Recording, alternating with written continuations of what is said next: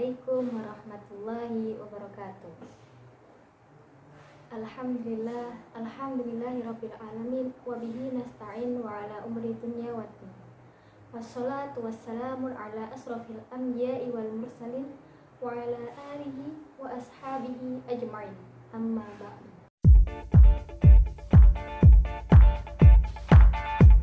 Kata imam biasanya digunakan di dalam urusan agama, dan pimpinan itu biasanya digunakan dalam urusan dunia, agama maupun politik. Seorang yang boleh memilih seorang pemimpin yaitu ada 3 macam. Yang pertama, adil dalam segala hal, yaitu tidak memihak salah satu pimpinan tersebut. Yang kedua, memiliki pengetahuan bahwa pimpinan tersebut dapat dijadikan patokan, atau memang benar-benar pemimpin itu mempunyai rasa yang bertanggung jawab. Yang ketiga, orang tersebut yang berhak memilih pimpinan tersebut adalah orang yang mempunyai alasan atau pendapat yang kuat kenapa dia memilih pemimpin tersebut. Selanjutnya yaitu syarat-syarat yang harus dipenuhi calon kepala negara. Syarat-syarat yang harus dipenuhi untuk memenuhi sebagai calon kepala negara sebagai berikut. Yang pertama adalah keseimbangan. Keseimbangan adalah yang memenuhi semua kriteria.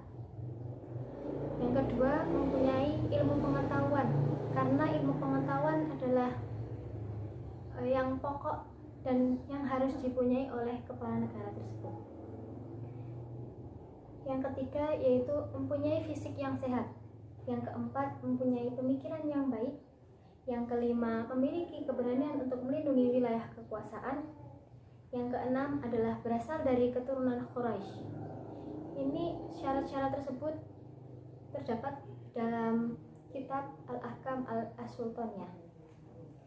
Selanjutnya yaitu mekanisme dalam pengangkatan kepala negara ada 2, yaitu dengan cara dipilih oleh kalangan ahlul al-wali wal qadi, dan yang kedua adalah dengan penyerahan mandat dari kepala negara sebelumnya. Selanjutnya adalah kementerian. Kementerian adalah perpanjangan tangan dari kekuasaan imamah. Dengan kata lain, menteri adalah pejabat pengganti bagi kekuasaan imam, untuk kemudian diserahkan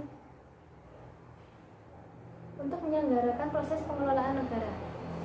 Kementerian ada 2 macam, yaitu Kementerian Tafawid atau Perdana Menteri dan Kementerian Tahfidz atau Menteri Eksekutif. Kementerian Perdana Menteri adalah menteri yang diangkat oleh kepala negara untuk kemudian diserahkan kepadanya suatu bidang jabatan yang dapat ia atur menurut kebijakan sendiri, dan ia dapat membuat keputusan dengan ijtihadnya sendiri. Kementerian ini diperbolehkan. Hal ini sesuai dalam Surat At-Toha ayat 29-32. Teguhkanlah dengan ia kekuatanku, dan jadikanlah dia sekutu dalam urusanku, supaya kami banyak bertasbih kepada engkau dan banyak mengingat engkau. Sungguhnya engkau adalah Maha melihat keadaan kami. Yang selanjutnya adalah gubernur. Gubernur adalah pejabat di wilayah provinsi yang berkedudukan sebagai kepala daerah provinsi sekaligus kepala wilayah atau wakil pemerintah. Gubernur ini adalah wakil pemerintah yang ada di setiap daerah tersebut, yang bertanggung jawab pada presiden menjalankan pemerintahan di wilayah provinsi. Pasal 18 ayat 4 Undang-Undang Dasar Negara Republik Indonesia tahun 1945 lebih menegaskan kedudukan gubernur sebagai kepala daerah. Akan tetapi, Undang-Undang Nomor 23 Tahun 2014 tentang dekonsentralisasi Jika kepala negara mengangkat seorang gubernur atas suatu provinsi, maka jabatan yang diberikan ada dua macam, yaitu jabatan umum dan jabatan khusus. Pada pasal 56 ayat 1 Undang-Undang Negara Republik Indonesia tahun 2004 mengatakan bahwa kepala daerah dan juga wakilnya dipilih secara langsung oleh rakyat. Pemilihan langsung ini juga harus perhatikan beberapa asas, yaitu langsung, umum, bebas, rahasia, jujur, dan adil, atau di dalam kata lain luber jurdil. Pemilihan seorang gubernur dengan langsung sebagaimana ditentukan dalam pasal 18 ayat 4 Undang-Undang Dasar Negara Republik Indonesia tahun 1945. Oleh karena itu, jika di dalam Undang-Undang Nomor 32 tahun 2004 memberikan ruang yang luas terhadap pilkada langsung oleh rakyat, hal ini merujuk pada pasal 18 ayat 4 Undang-Undang Dasar Negara Republik Indonesia tahun 1945. Yang selanjutnya adalah Panglima Jihad. Panglima Jihad adalah seorang yang ditunjuk untuk memimpin dan mengatur strategi perang. Secara khusus, wewenang pimpinan jihad adalah untuk memerangi kaum musyrikin. Wewenang ini ada dua macam, yaitu ia mempunyai wewenang sebatas mengatur tentara dan menyusun strategi perang.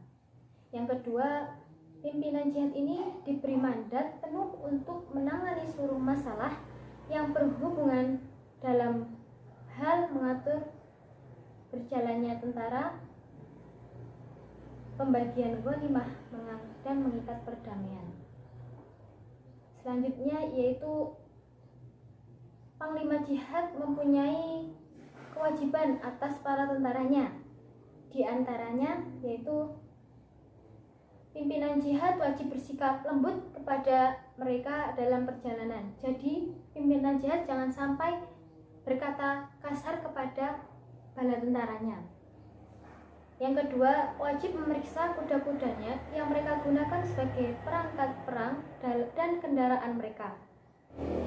Hal ini sebagaimana dalam firman Allah Subhanahu wa taala dalam Quran surat Al-Anfal ayat 60 yang berbunyi, A'udzu billahi minasyaitonir rajim. Bismillahirrahmanirrahim. Wa'iddu lahum mastata'tum min quwwatin wa min ribatil khail. Shadaqallahul azim. Yang artinya, dan siapkanlah untuk menghadapi mereka kekuatan apa saja yang kamu sanggupi dari kuda-kuda yang ditambat untuk berperang. Yang selanjutnya adalah wajib memperhatikan pasukan perang yang turut bersamanya. Yang keempat, wajib mengangkat ketua regu dan perwakilan sehingga dari ketua dan perwakilan itu dapat diketahui kondisi mereka, yaitu pengikut, dan mereka segera menaati perintah arahan ketika dipanggil oleh pimpinan jihad. Hal ini berdasarkan dalil Quran surat Al-Hujurat ayat 13 yang artinya, dan menjadikan kamu berbangsa-bangsa dan bersuku-suku supaya kamu saling mengenal. Yang kelima, yaitu wajib membuat suatu slogan dan simbol sebagai pengikat dan pemersatu mereka, serta menjadikan mereka berbeda dengan yang lain. Jadi, Panglima Jihad harus membuat sebuah logo atau slogan untuk menandai bahwa yang menggunakan slogan atau logo tersebut adalah kelompok mereka. Yang selanjutnya adalah wajib menginspektasi tentara dan orang-orang yang ada di dalam pasukannya secara cermat agar kemudian mengeluarkan anggota pasukan yang tidak tunduk dapat melenturkan semangat jihad kaum muslimin atau mengeluarkan mata-mata dari kaum musyrikin. Jadi Panglima Jihad wajib teliti, cermat, dan mengetahui jika ada dari kaum musyrikin yang masuk ke dalam kelompok mereka. Harus tahu berdasarkan Berdasarkan dalil pada Quran surat Al-Baqarah ayat 193 yang artinya, dan perangilah mereka itu sehingga tidak ada fitnah lagi, dan sehingga ketaatan itu hanya semata-mata untuk Allah.